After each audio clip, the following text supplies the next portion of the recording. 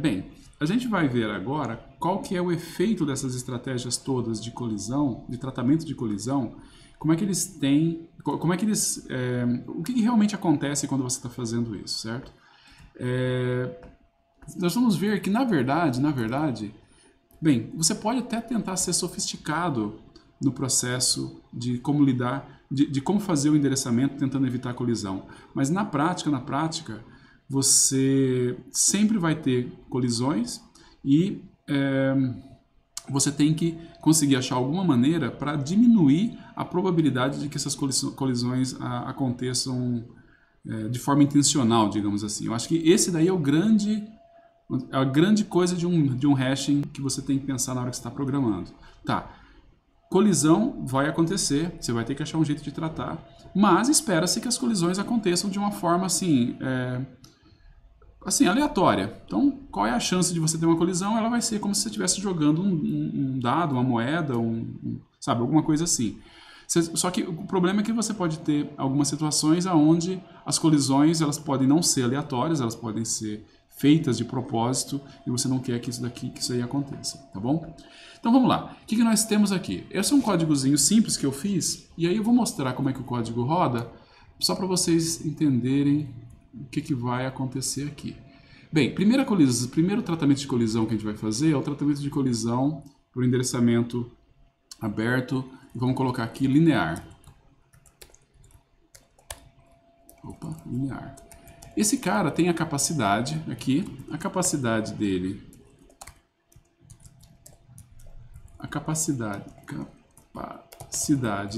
aqui é qual é o tamanho da sua tabela, certo? Nós temos uma tabela aqui com 1013. 1013 é um número primo, você tem que conferir se ele é um número primo, porque para ter propriedades legais quando você está fazendo o módulo é legal que ele seja um número primo. E aqui nós vamos utilizar linear. Não se preocupe se você não sabe Ruby, se você não está entendendo o que o código faz, não é essa a ideia. A parte principal que a gente tem que ver é o H. Aqui eu acho que vocês conseguem ler o que esse H está fazendo aqui, certo? O que esse H está fazendo? Eu estou passando para ele o X que eu estou querendo, estou passando para ele o M, que é a capacidade que eu tenho, e estou passando o K, que é a tentativa que eu vou fazer. Eu vou fazer a 0, 1, 2, 3 e assim por diante, tá? Aqui embaixo, o que eu fiz? Tem um N também aqui, eu vou até colocar ele lá embaixo. Tem um N aqui que diz para mim quantos elementos eu quero que ele insira, tá? Então eu vou colocar aqui, vou pedir para ele inserir 100 elementos, tá? Então aqui ele está fazendo, isso aqui para quem não conhece Ruby, isso aqui é um laço em Ruby. Então eu vou com N como inteiro para fazer N vezes, e aí para cada vez eu tenho um I. Aí aqui eu sorteio um número aleatório nesse range aqui. E aqui eu vou entrar tentando inserir o elemento na tabela.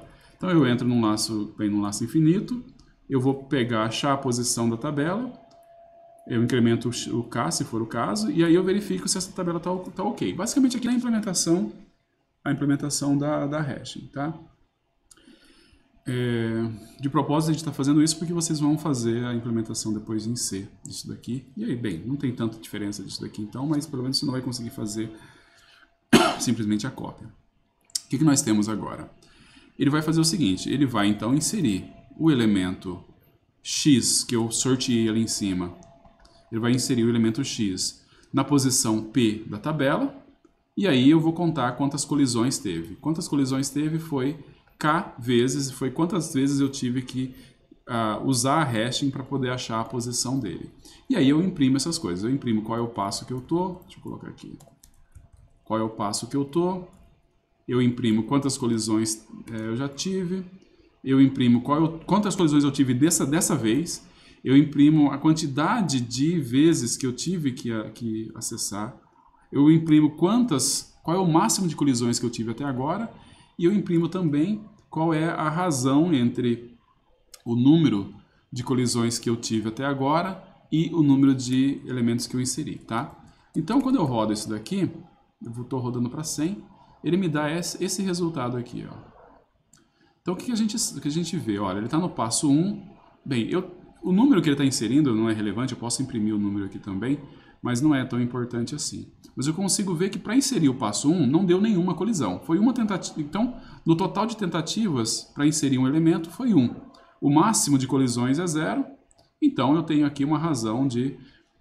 Foi para inserir um elemento, eu gastei eu fiz um cálculo e achei a posição dele. Para 2, também. Para 3, também. Para 4, também. Para 5, também. Aqui já poderia dar colisão, tá? Não dá colisão porque, bem, você teria que ser muito azarado, já que eu estou sorteando os elementos, teria que ser muito azarado que ele desse colisão já nesses casos aqui, certo? Então, eu estou indo e ele não está dando colisão, vou ver onde é que deu a primeira colisão. Aqui, ó. Quando eu fui inserir o 54, deu a primeira colisão. Beleza? Mas aí tudo bem, foi uma colisão só, quer dizer que para todos os outros casos, com um acesso, eu consegui achar o elemento. Com esse cara aqui, apareceu uma colisão, aí eu tive que fazer mais um acesso para achar o elemento, mas a taxa aqui ainda vai estar baixa, certo? E aí, olha, continuou mais um tanto sem colisão. Chegou aqui, 75, mais uma colisão, a taxa deu uma pioradinha, e aqui foi até o final sem colisões. Então repara que eu estou usando o espaçamento, a sondagem linear, e a sondagem linear, nesse caso aqui, não foi tão ruim assim, certo? Não foi tão ruim. O que explica o fato da sondagem linear não ter sido tão ruim? Foi o fato de que os elementos que eu estou inserindo são aleatórios. Então, se o elemento é aleatório, alguém quer chutar? Qual que é a chance de eu pegar dois elementos aleatórios e usando esse cara aqui, que é essa sondagem linear, quer dizer, cada tentativa eu vou só incrementando um, qual é a chance dos dois elementos caírem na mesma posição e dar uma colisão? Alguém quer chutar? Nós temos m posições na tabela. Eu pego dois elementos e eu quero saber qual é a chance de dar a colisão aqui. Se alguém quiser falar, só ergue a mão ou coloca no chat. Exatamente. A chance é 1 sobre m, na verdade, né? 1 sobre m. Nesse caso aqui, esse 1 sobre m ele é garantido, na verdade ele é garantido mais pelo gerador dos números que eu vou inserir do que pela função em si, tá? A função, ela não é tão sofisticada assim. A gente já vai fazer o seguinte, tá? A gente já vai ver a seguinte coisa. Ao invés da gente gerar os números assim, desse jeito aqui, eu vou gerar os números do seguinte jeito. Eu vou colocar o x recebe 0 aqui do lado de fora, tá? E aí eu vou fazer assim, em vez de eu fazer aquilo, eu vou fazer aqui x mais igual m. O que eu estou fazendo? Repara que quando eu faço isso, eu estou indo de m em m, certo? Então, vocês já podem prever o que vai acontecer aqui, né? O que vai acontecer aqui? Eu vou ter muita colisão, certo? Eu vou ter muita colisão. Agora, na hora que eu rodar, olha só. Na hora que eu rodar aqui, ele vai pegar o primeiro elemento sem colisão. O segundo elemento já caiu na primeira posição, já deu colisão. Próximo elemento, colisão. E aí, na verdade, naquele esquema de você fazer vários itens até chegar lá na frente, cada vez, cada colisão, o cara vai pulando mais e mais e mais e mais e mais até chegar num ponto onde eu tenho que, para inserir o elemento número 100, eu tenho 99 colisões para poder inserir o número 100. Ou seja, é linear. O negócio ficou linear. Tudo aquilo que a gente queria de ter na anterior, a gente estava com a taxa ali de acesso para conseguir colocar era 1.01 tal, que estava excelente. Agora a gente já caiu para um negócio totalmente linear, totalmente zoado, ficou ruim pra caramba, certo? Então, qual é o problema que a gente tem aqui? Bem, você deveria pensar assim,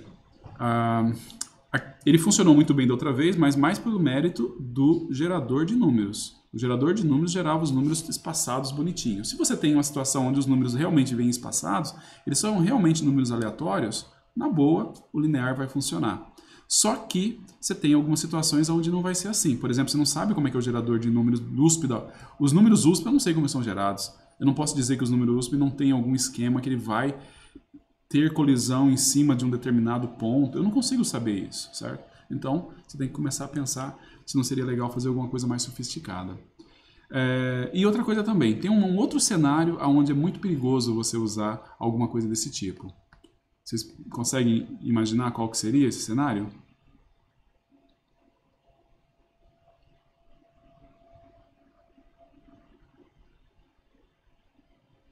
Lembra do Quick?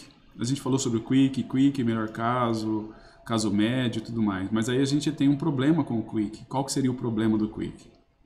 Quando você tem um adversário contra você. Exatamente, quando você tem um adversário. Imagine o seguinte, imagine que o seu código está livre, tá publicado. Seu código você pegou no Stack Overflow, você pegou um código aberto, então o cara sabe qual foi a função que você criou, a função que você está usando. Então, repare que nesse caso foi muito trivial gerar números que quebrasse toda a propriedade do hash. Então, com isso daqui, você tem um adversário que ele consegue te quebrar muito fácil. Ele consegue te colocar fora do jogo muito fácil. Imagine que, se você está fazendo hashing, é porque você não pode pagar o preço nem de um log. Certo?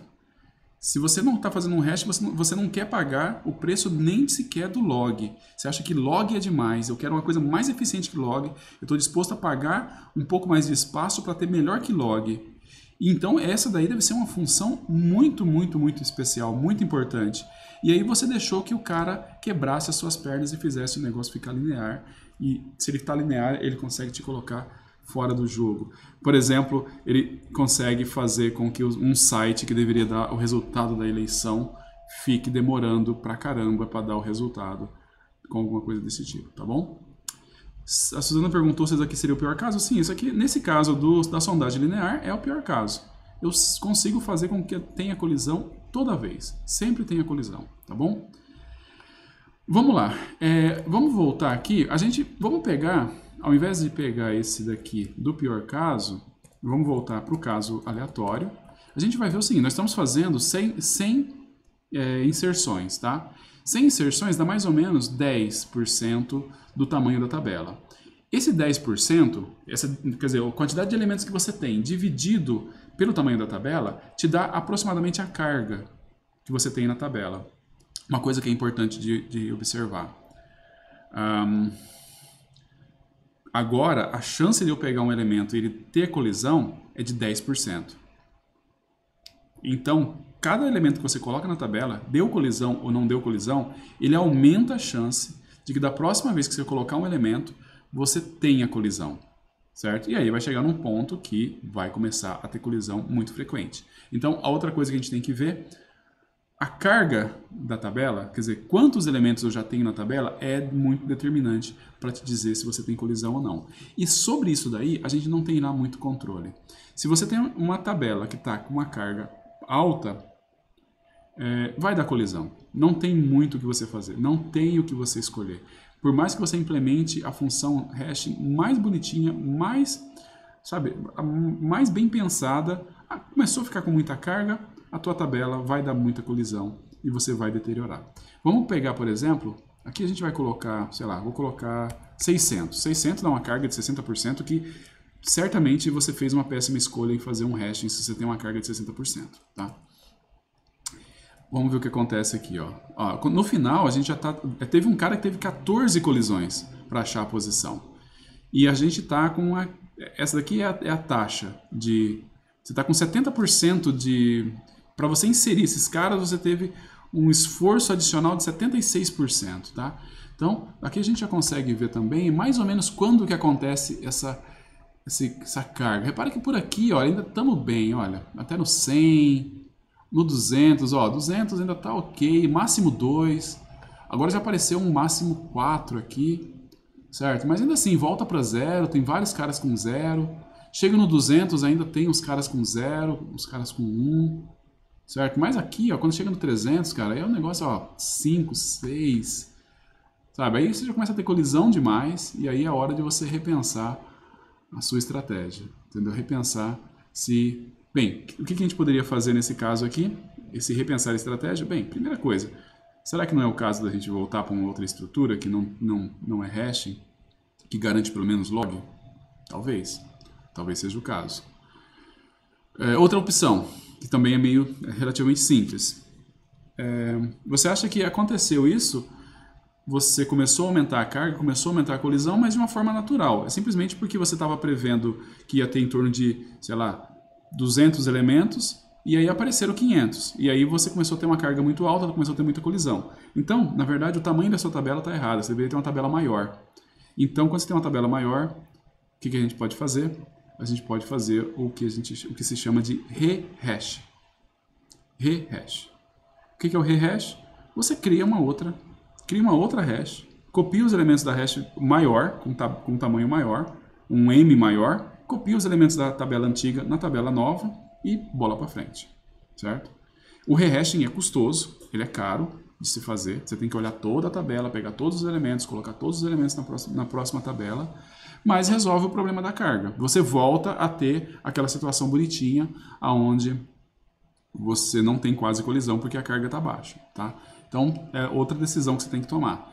Será que não vale a pena eu fazer um rehashing na minha tabela e aumentar o meu M, certo? Se você estiver fazendo uma implementação séria de hashing, você tem que considerar todas essas possibilidades. Eu vou só parar o vídeo para ele não ficar muito extenso, e na próxima a gente vai